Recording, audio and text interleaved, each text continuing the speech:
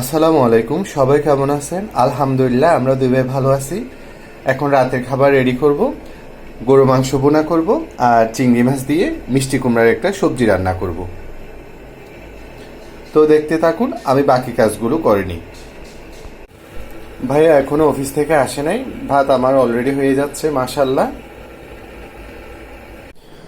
গরুর মাংসটা আমি বসা রান্না করব, সেজন্য সকল উপকরণ দিয়ে দিলাম।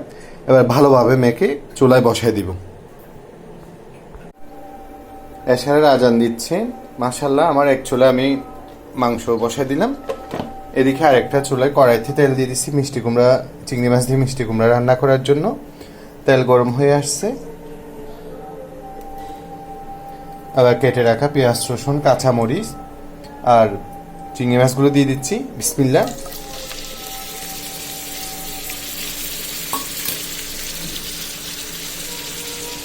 এগুলো আগে ভালোভাবে ভাজা হয়ে যাক, তারপর পানিতে ভিজিয়ে রাখা গুঁড়া মশলাটা দিয়ে দিব। আমার পেঁয়াজ, রসুন, কাঁচামরিচ, চিংড়ি মাছ ভাজা হয়ে আসছে। এবার গুঁড়ো মশলাটা দিয়ে দিচ্ছি। বিসমিল্লাহ।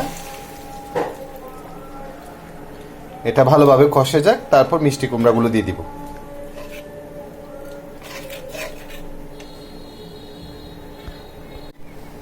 আর মিষ্টি কুমড়ার মশলাটা ভালোভাবে কষে আসলো, এবার কেটে রাখা মিষ্টি কুমড়োগুলো দিয়ে দিচ্ছি।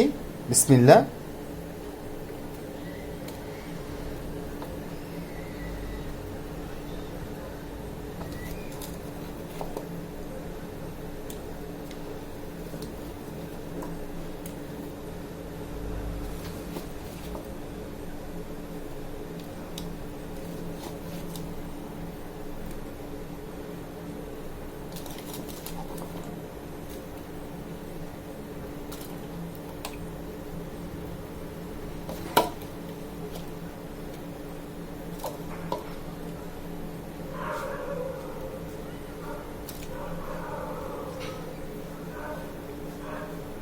এবার ঢাকনা দিয়ে দিব, এগুলো ভালোভাবে কষে যাক।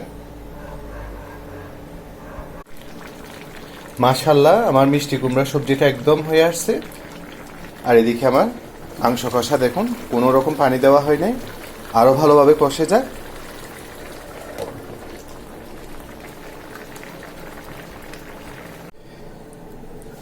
এখন ডাঁটা শাকগুলো ভেজে ফেলবো তেলে। ভাই অফিস থেকে আসার সময় ডাঁটা শাক নিয়ে আসছিল, ডাঁটা শাকগুলো এখন রান্না করব।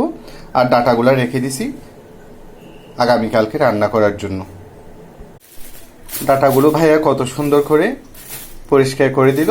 এবার নর্মাল ফ্রিজে বক্সে রেখে দিব, ইনশাল্লাহ আগামীকালকে রান্না করব। ডাঁটা শাক তেলে দেওয়ার জন্য আমি পেঁয়াজ, রসুন পাতিলে দিয়ে দিলাম। আগেগুলো ভালোভাবে ভাজা হয়ে যাক, তারপর ধুয়ে রাখা ডাঁটা শাকগুলো দিয়ে দিব। শাকগুলোও দিয়ে দিলাম এবং উপরে একটু লবণও দিয়ে দিলাম। আর এদিকে আমার মাংস রসাটা দেখুন মাশাল্লাহ। এবার ঢাকনা দিয়ে দিব। মাশাল্লাহ, আমার আজকে রান্না একদম রেডি।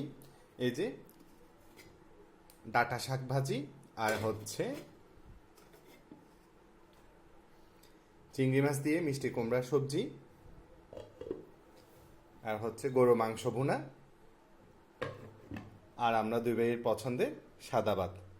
তো আজকের মতো এতটুকু। সবাই সবার জন্য দোয়া করবেন। আসসালামু আলাইকুম। সবাই ভালো সুস্থ থাকুন।